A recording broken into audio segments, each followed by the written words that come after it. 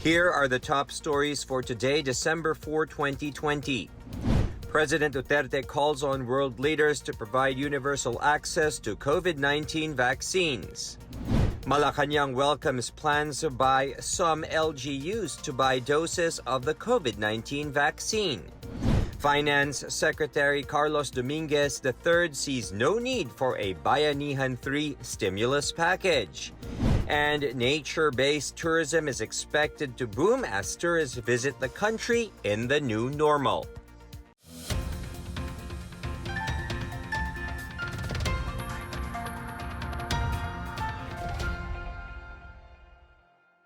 Good day, I'm William Theo. Welcome to the PNA Newsroom. President Rodrigo Roa Duterte delivers his remarks during the 31st special session of the United Nations General Assembly, or UNGA, in response to the COVID-19 pandemic. He reaffirms the Philippines' strong commitment and cooperation with other countries in enhancing capacities to combat the effects of the pandemic. Philippines reiterates the call for universal access for safe and effective COVID-19 vaccines and technologies. If any country is excluded by reason of poverty or strategic unimportance, this gross injustice will haunt the world for a long time.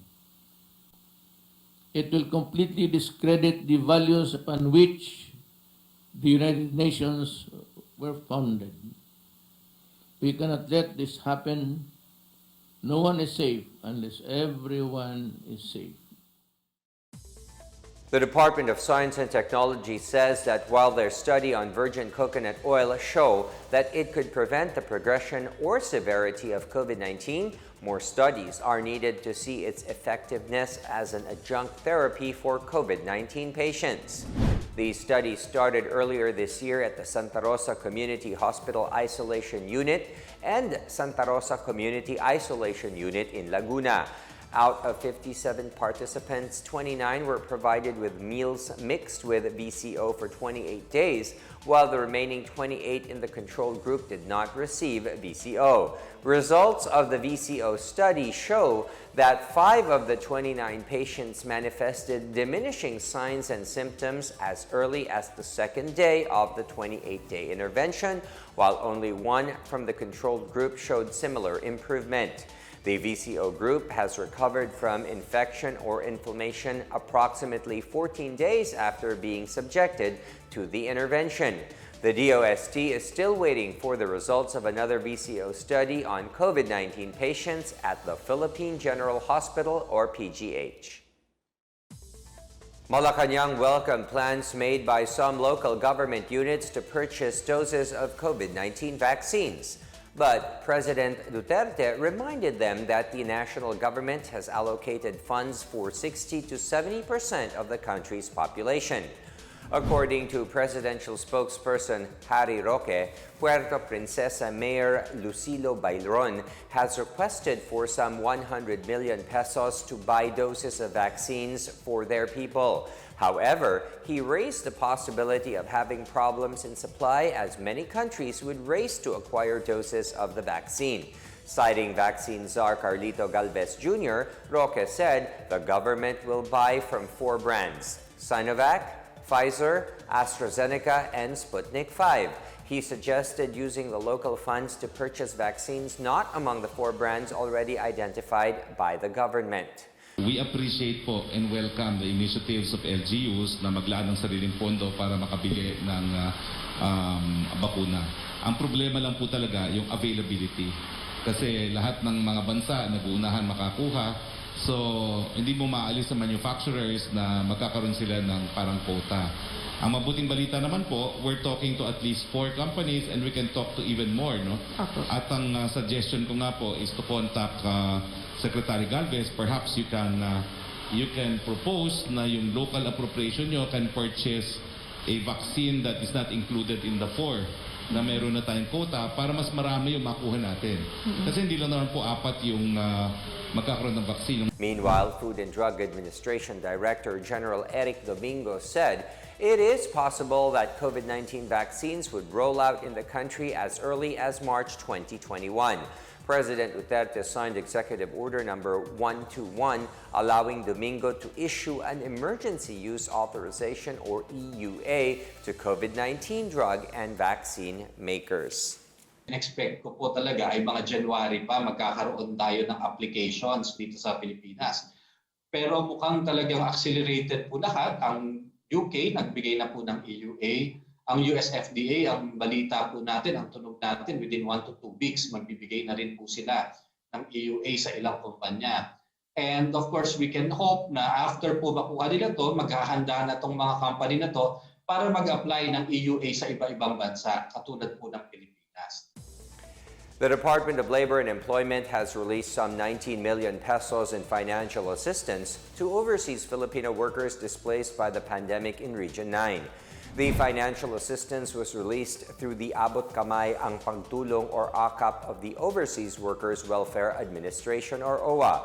A total of 1,900 COVID-19 displaced OFWs received 10,000 pesos each. AKAP covers regular or documented OFWs with a valid passport and appropriate visa or permit to stay and work, qualified undocumented OFWs, and balik manggagawa who are unable to return to their host country due to lockdown. Meanwhile, land-based and sea-based OFWs displaced by the pandemic may still apply for financial assistance until the end of this year. Several government officials are recommending the resumption of localized and limited face-to-face classes, specifically on areas with the lowest number of COVID-19 cases. Let us find out what the public is saying in our Boses ng Masa.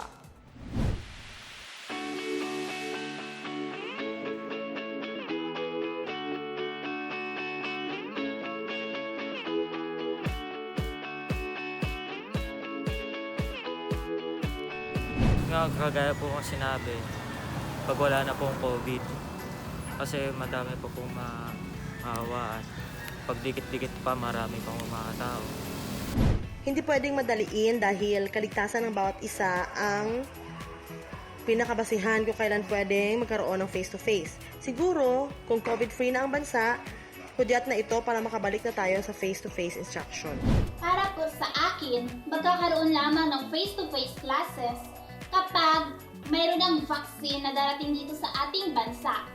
Sana po itong next year po, mag face-to-face na po yung mga bata kasi ang hirap po yung online class dahil nahirapan pati magulang, pati rin po yung bata. Minsan di po naiintindihan ng bata yung tinuturo dun sa online.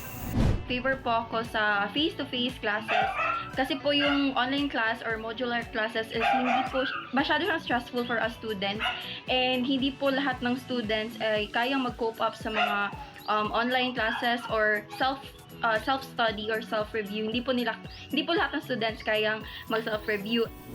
Bilang kabataan at mag-aaral, kinakailangan para sa akin na kasi simulan na tong online classes ngayon kasi mas lalo kaming nahihirapan pag sa online classes. Ang online classes kasi nakaka-stress. Kung sasabihin natin na sa internet connection natatalo na yung mga bata, hindi lahat ng mga bata nakakakuha ng internet. Para sa akin, kung maaari, magsisimula na talaga ang face-to-face classes sa college ngayong second sem. Iba talaga ang face-to-face ang setup ng pagtuturo, lalong-lalo na kung ang tinuturuan mo ay mga college students. Bilang isang guro sa college, mas maraming makukuha ang isang mag-aaral kung ito'y nasa loob mismo ng silid-aralan. Sa palagay ko, pwede lang mag-face-to-face instruction para sa mga bata, especially sa elementary, kung available na ang bakuna para sa mga bata.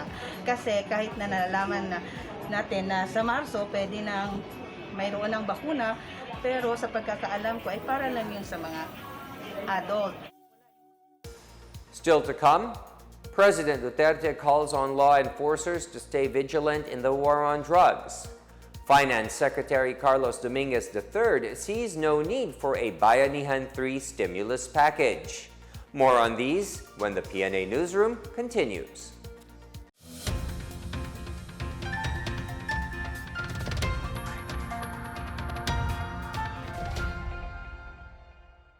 Sa matinding laban natin sa Coronavirus Disease 2019, sugpuin din natin ang pagkalat ng fake news. Huwag magbahagi ng impormasyon na hindi tiyak ang pinagmulan. I-check mabuti ang source ng balita. Kumuha lamang ng impormasyon mula sa mga official channel ng Department of Health.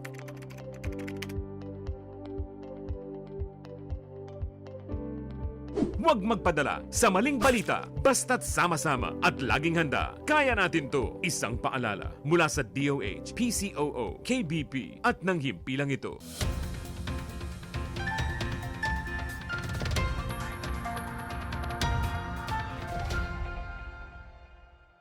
You're still watching the PNA Newsroom. The war on drugs continue despite the coronavirus disease pandemic. President Rodrigo Duterte reminded the law enforcers not to keep their guards down, saying drug traffickers do not rest during pandemic. The details from Marita Muahe. President Rodrigo Duterte led the destruction of 7.51 billion pesos worth of illegal drugs in 13 Martires City, Cavite. In his speech, Duterte lauded the coordinated efforts of the Philippine Drug Enforcement Agency and the Philippine National Police that led to the seizure of assorted drugs. He said the drugs would add to the more than 56 billion pesos worth of illegal drugs that were seized after more than 180,000 anti-illegal drugs operations since the beginning of his administration in 2016.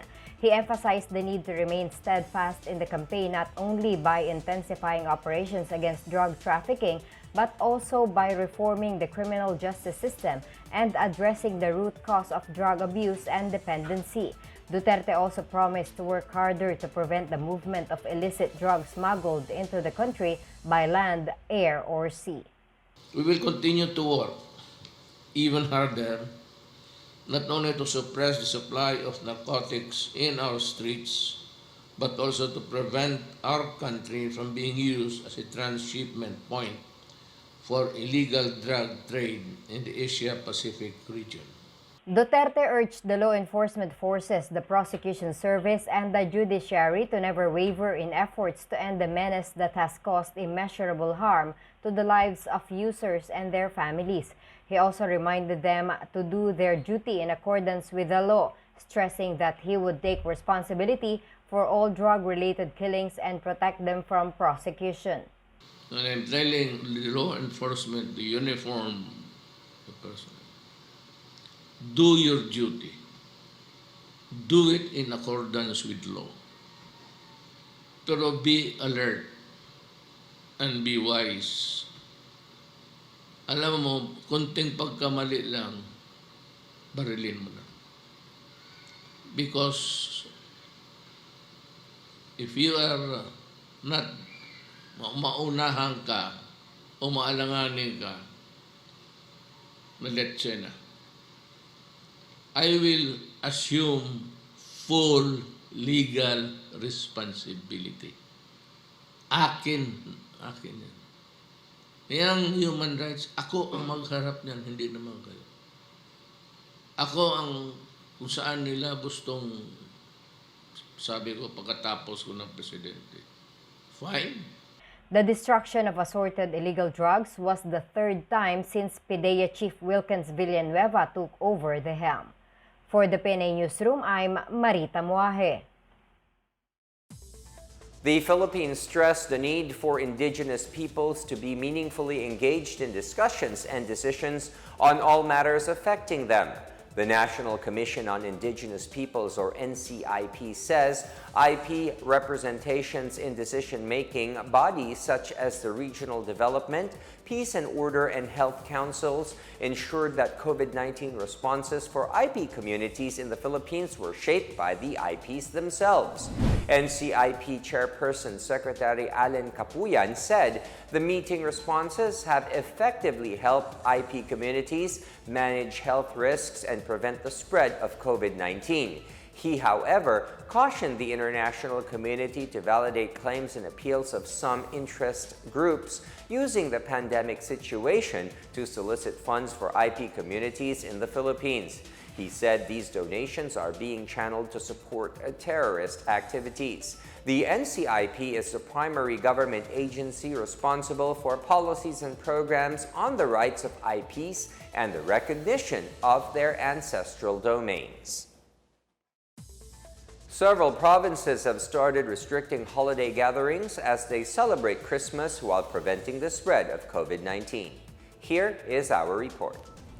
The Zamboanga City Health Office has strongly discouraged the holding of holiday parties and gatherings amid the COVID-19 pandemic. The CHO reiterated the risk of transmissions and infections, especially for the more vulnerable members of the family, such as children, the elderly, pregnant women, and individuals with medical condition. It advised families who want to celebrate the holiday season to limit the celebration to just members of their household and avoid having other guests or visitors. Meanwhile, Mayor Maria Isabel Climacos Salazar is expected to issue an executive order concerning parties and gatherings for the holiday season this coming days.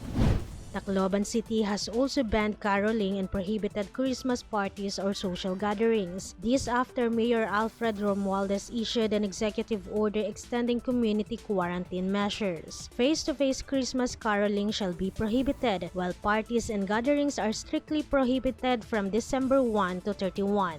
The movement for leisure and non-essential purposes is also prohibited. As of December 1, the city has 1,056 cases including 16 deaths and 1,003 recoveries. In Pangasinan, San Carlos City Mayor Juliero Suelio has called the attention of barangay officials and funeral parlors to strictly implement and follow the protocol pertaining to funeral services amid the pandemic. Based on the guidelines issued by the Interagency Task Force, interments should be attended by only up to 30 persons, observing physical distancing and wearing face masks and face shields. He warned of funeral parlors to abide by the guidelines or else face consequences. For the PNA Newsroom, I'm Laid Kabagani. Authorities are investigating the infection of 11 persons deprived of liberty with COVID-19 despite tightened health protocols at the Agusan del Sur Provincial Jail. More on this from Jennifer Peña Gaetano. Some 11 persons deprived of liberty or PDL in Agusan del Sur Provincial Jail are now undergoing the 14-day quarantine after they were observed to have symptoms of COVID-19. The Provincial Health Office immediately placed them in a separate area inside the jail to prevent further spread of the virus. Sa pagkakaroon sir, nakita na sila sa mga doktor gikan sa ato ang Provincial Health Office. Sa ilahang pagsusi, kini sila wala na sila simptomas nga nakita. Then nakahatag na sila og kanang mga medical supplies o vitamins pod sir. This is the first time that the provincial jail recorded COVID-19 cases. As such, health authorities intensify its contact tracing among the PDLs and provincial jail personnel. The management of the provincial jail has also directed all personnel to only receive delivered communications at the entrance of the facility in order to avoid possible spread of the virus. Despite of health protocols and other measures nga gi-implement sa Provincial Correctional Security Management Office, di man gid nato makita ang gikahadlukan nato nga virus. Na-surprise ko nga nganong inana man. The mandatory quarantine of the 11 PDLs will end on December 7th. Most of the PDLs exhibit mild symptoms, but if in case they needed to be transferred to a quarantine facility, they will still be required to undergo the necessary processes along with a court order and security. For the PNA Newsroom, I am Jennifer Peña Gaetano of the Philippine Information Agency, Caraga. Finance Secretary Carlos Dominguez III discounted the need for another Bayanihan stimulus measure. Dominguez cited the plan to use unused Bayanihan to recover as one act or Bayanihan 2 and national budget allocations instead of having a Bayanihan 3. Dominguez said the budget cap for 2021 accounts for about 8.9% of gross domestic product. That assumes that whatever was not spent from the 2020 budget plus the Bayanihan 2 will be extended to next year, which would be the stimulus for the next year. Dominguez said the unspent budget will be around 213 billion pesos. Bayanihan 2 will expire in mid-December. Some sectors are raising the need for another stimulus package or Bayanihan 3 after noting the need to further help sectors affected by the virus-induced pandemic. In our business news, the country's unemployment rate has eased to single digit in October, coming from a high of 17.7% in April and 10% in July. The Philippine Statistics Authority said that the number of unemployed Filipinos in October slowed down to 8.7%. This means about 800,000 jobs were brought back into the labor market in October. Acting Socio-Economic Planning Secretary Carl Kendrick Chua said this was driven by the reopening of the economy. He said unemployment could have been lower if the economy were opened further, coupled with the provision of safe and sufficient public transport. He added that the recent typhoons in the latter half of October resulted in significant employment loss in the agriculture sector. Meanwhile, Malacanang earlier said domestic travel amid the prevailing COVID-19 pandemic may help lower the country's unemployment rate. Presidential spokesperson Harry Roque made the statement after data from the PSA showed that around 3.8 million Filipinos aged 15 years of age and above are unemployed. Roque noted that this is why the government is pushing domestic travel to support tourism industry workers and businesses.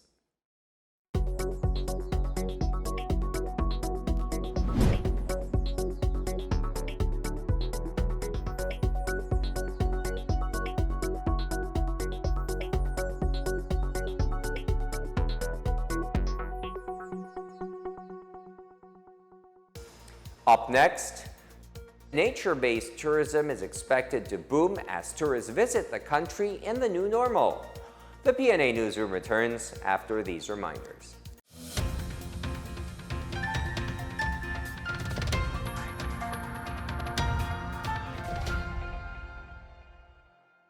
Tandaan ang tamang paraan ng paghuhugas at paglilinis ng kamay upang makaiwas sa iba't ibang karamdaman. Basain ng tubig ang mga kamay at sabunin. Unang sabunin ang mga palad at ang likod ng mga kamay. Kuskusin na maigi ang pagitan ng mga daliri at maging ang mga kuko. Isunod ang pagitan ng mga hinlalaki at kuskusin ng paikot ang mga dulo ng mga daliri sa magkabilang palad. Banlawang mabuti ang mga kamay sa malinis na tubig at patuyuin ang mga kamay gamit ang single-use towel o air dryer. Basta't sama-sama at laging handa, kaya natin to! Isang paalala mula sa DOH, PCOO, KBP at ng himpilang ito.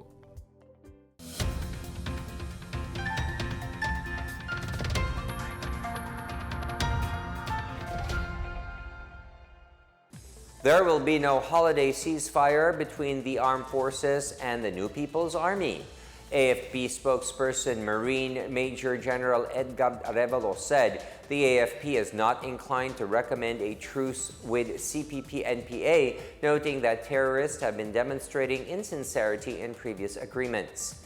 Arevalo pointed out that the ceasefire period was just being used by the NPA to continue attacking and killing government troops and civilians. He explained that there were cases in the past that the CPP-NPA reneged from their own ceasefire declaration. Quoting National Democratic Front of the Philippines negotiator Luis Halandoni, Arevalo said the CPP-NPA will only seek peace talks to give themselves the chance to regroup, refurbish, recruit new members, and recoup their losses. Meanwhile, presidential spokesperson Harry Roque said President Duterte has yet to decide on the matter, but he gives a lot of weight to the recommendation of the AFP. Tagapagsalita lamang, I cannot second guess the decision of the President, but ang ma-assure ko sa inyo, yung mga ganyang rekomendasyon ng AFP, the President gives it a lot of weight. So pakikinggan po yan, but ultimately it's only the President who will decide. Authorities report the retrieval of the skeletal remains of a CPP-NPA rebel killed by his comrades 2 years ago in a shallow grave in Isabela, Negros Occidental on Monday. The Army's 303rd Infantry Brigade on Thursday released photos of the exhumation in Sitio Aguntilang 3, Barangay Riverside. The remains of the rebel identified as Randy Garzola were found after his father sought help from troops following reports of a cadaver buried in the area. In a statement, the 3rd Infantry Division called the killing of Garzola an inhuman act that proves how barbaric the NPA is as an organization. Garzola was killed by his comrades led by Adidas Cabato Acero in October 2018 when he expressed intention to surrender. Acero was among those arrested by authorities in Barangay Buenavista, Gihulngan City, Negros Oriental last September 19. In our foreign news, United Nations General Assembly President Volkan Bozkir on Wednesday called for joint efforts to fight misinformation and disinformation about COVID-19.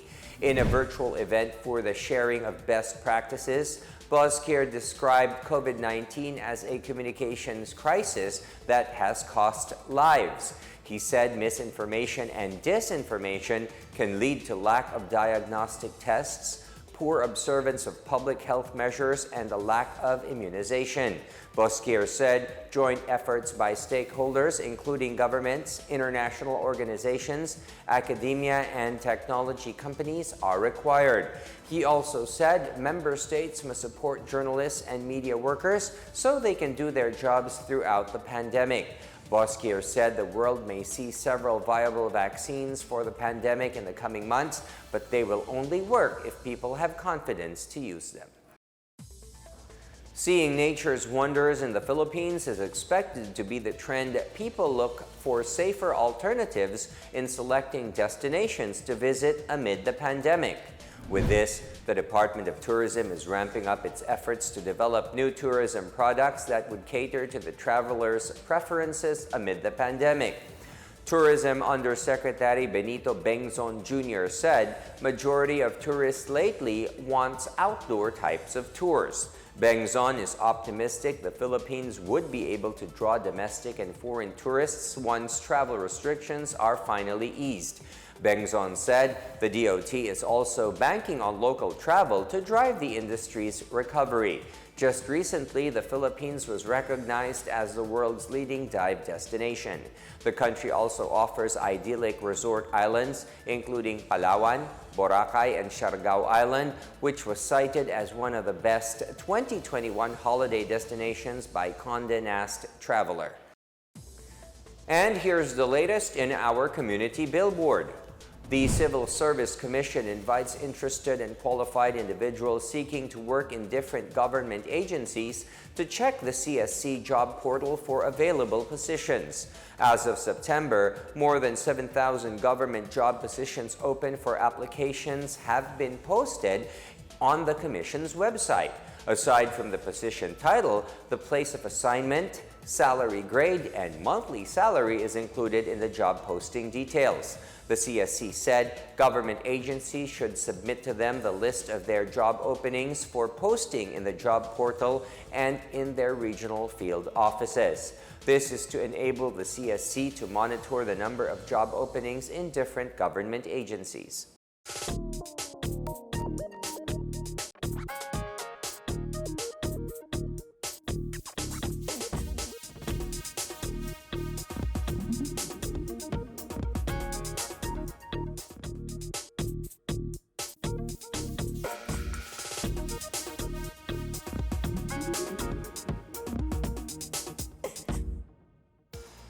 Let's take another look at today's biggest stories. President Duterte calls on world leaders to provide universal access to COVID-19 vaccines. Malacanang welcomes plans by some LGUs to buy doses of the COVID-19 vaccine. Finance Secretary Carlos Dominguez III sees no need for a Bayanihan 3 stimulus package. And nature-based tourism is expected to boom as tourists visit the country in the new normal. Thank you for watching another episode of the PNA Newsroom. To check more news content, check our webpage or head onto the Philippine News Agency's Facebook and Twitter accounts. For more stories about the government and how it serves Filipinos, look for these hashtags in all of our social media platforms and websites. We are shown on the pages of the PCOO and its attached agencies. Also, watch us on television on PTV4 and IBC 13. And it's finally 21 days more to go before Christmas. And this is the first weekend of December year 2020. Although there have been many difficult mishaps and challenges throughout the year that we have all experienced because of this pandemic, there are also new developments that should also boost our confidence and increase our hope in the next few more months to come, and especially next year. So we hope that you stay hopeful, stay happy, and remember, amidst all of these challenges, there are still a lot to be grateful for. And we look forward to all of that and being all together next year. And that's your daily dose of the biggest stories that you need to know. From the PNA Newsroom, we tell stories that inspire change. I am William Theo. Good day, stay safe, and happy weekend to everyone.